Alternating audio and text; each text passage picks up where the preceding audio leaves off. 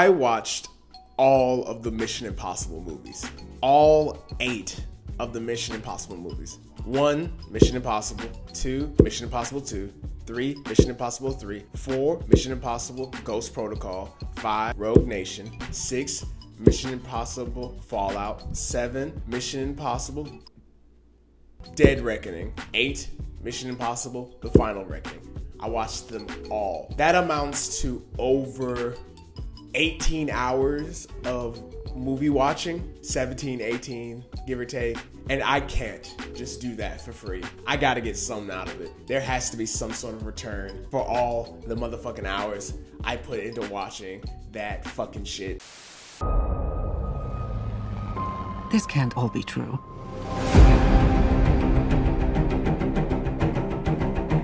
Every word.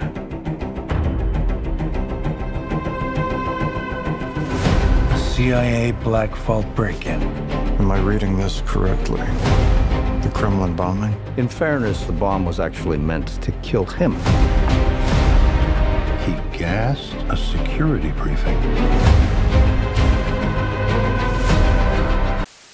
Let's begin by talking about the latest installment in the Mission Impossible franchise. Mission Impossible Final Reckoning.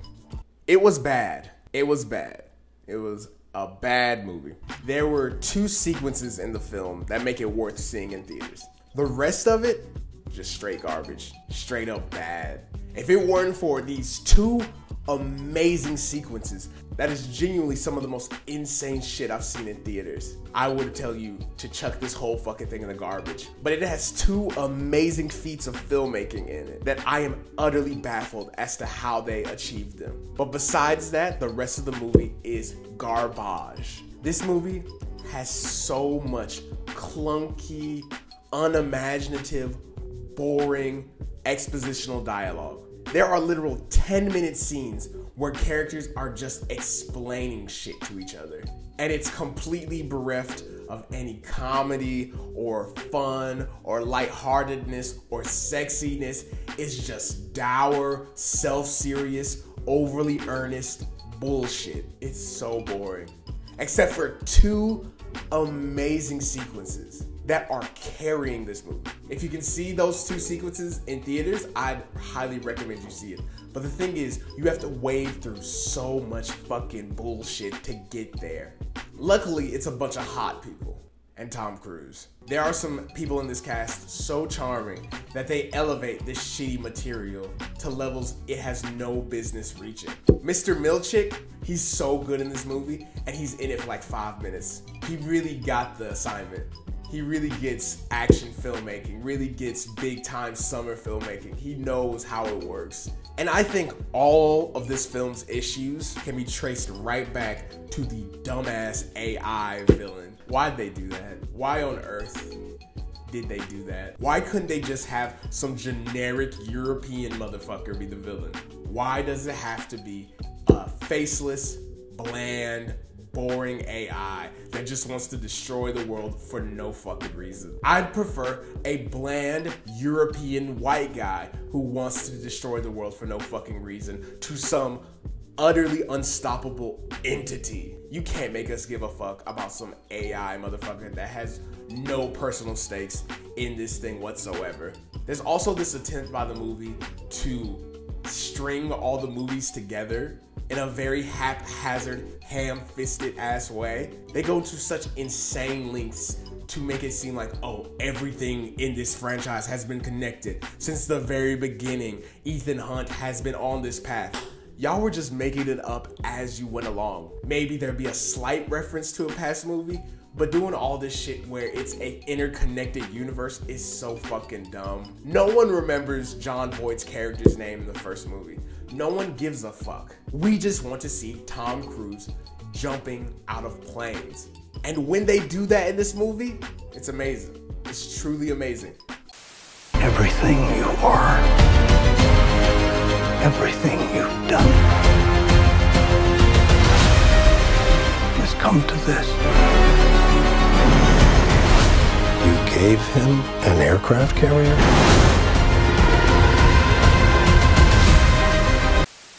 Let's spend some time talking about the Mission Impossible franchise, the entirety of it, and what it means to movies, what it has done for movies over the past 30 years at this point. You can really track the evolution of the big top summer blockbuster film through the Mission Impossible franchise. You go back to 1, right? And 1 is this contained, simple spy thriller with no big goals or big aspirations. It's just trying to get Tom Cruise looking hot, running around, getting the girl, figuring out the mystery in the end. It's simple. The character's name doesn't even matter, really. Ethan Hunt. Who gives a fuck who Ethan Hunt is, really? It's Tom Cruise. Everyone sees that movie, they see Tom Cruise. There's no concept of Mission Impossible. They were adapting some popular TV show from the 60s. Who gives a fuck about the source material? It's the 90s. Let's have fun. There's clearly no inkling of, let's make a second one, let's make a third one, let's make a fourth one, let's build up a universe around this Ethan Hunt character. There's none of that. It's a Tom Cruise movie before it's a Mission Impossible movie. That's the first one. The second one, hilarious. Absolutely hilarious. I went back and watched it and I was like, maybe it's not that bad. It's that bad. The villain's performance in that movie is comedy gold. He has no idea how to act, and I am absolutely confounded as to how that guy got that job. And the plot is utter nonsense. That movie is really reflective of early 2000s box office, big budget filmmaking. It's directed and written and acted like a music video. That MTV, early internet culture was really infused into it. And then the third movie, and Philip Seymour Hoffman, R.I.P., he carries that movie. He's in that movie for maybe 10 or 11 minutes. And every time he's in the frame, it's the best part of the movie. If not for him, that movie would maybe be 1.5, 2 stars. But he elevates it to 3. In the latter half of the Mission series, you can see it changing. This is Tom Cruise post jumping on Oprah's couch. Tom, we've never seen you behave this way before. I know. Have you ever felt this way before? And you can see Ethan Hunt evolving and changing, and the movies evolving and changing along with Tom Cruise. Hollywood is changing. Superhero movies are taking over. It's not about, you know, who's at the top of the marquee. It's about the IP now. Not like it was during 1, when they were like, fuck the IP. Let's throw the IP away except for like some elements. It's about Tom Cruise. Now it's about IP. This is a Mission Impossible movie, not a Tom Cruise movie. 4 and 5 are him trying to come back. Tom Cruise was down bad so bad during 4 and 5. No one remembers this, but Jeremy Renner was supposed to take over the Mission Impossible franchise. Superhero movies were so poppin' that even fucking Hawkeye had juice. 4 and 5 are sort of his comeback movies. 6 is a very important movie for Tom Cruise. 6 really brought Tom Cruise back as a bona fide movie star. It brought him back to being the top guy in Hollywood, I think. 6 is the best movie. It synthesizes the Mission Impossible concept perfect. It has some of the spy intrigue from the first movie. It has some of the big top action from the later half of the movie. It has some of the personal storytelling from the middle part of the movies. It has everything. 7 got completely duffed by Barbenheimer, completely. It was meant to be Tom Cruise's victory lap, but Barbenheimer fucked that up for him. And the movie's not that great. Cool stunts. Again, cool stunts. That is the hallmark of this franchise. The best stunts in Hollywood, easily. And it's insane that it is Tom Cruise doing that. Tom Cruise is worth $1 billion. That might not be his income, but to Hollywood, he's worth $1 billion. For him to be jumping off of shit and diving into shit and punching shit and running through shit like he does is genuinely insane. Because a lot of those stunts aren't as fake as you think. There's safety nets, of course. There are teams of people dedicated to making sure that Tom Cruise and the rest of the crew and the rest of the cast are all safe while they're doing this insane shit. But it's not as safe as you think. I think that segues nicely into what I want to talk about last, and that's Tom Cruise.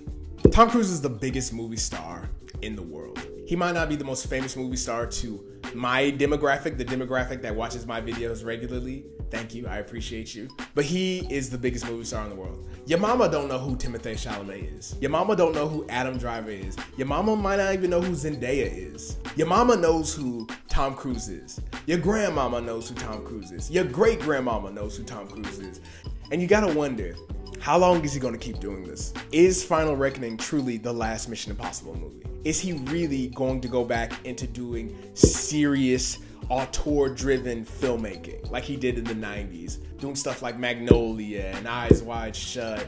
But I am genuinely fascinated to see what he does next. I'm going to see it. I have to see it because I love movies and Tom Cruise is movies. Tom Cruise is going to be movies for the foreseeable future until someone can supplant him, and I don't think anyone will. I think Tom Cruise truly is the last movie star.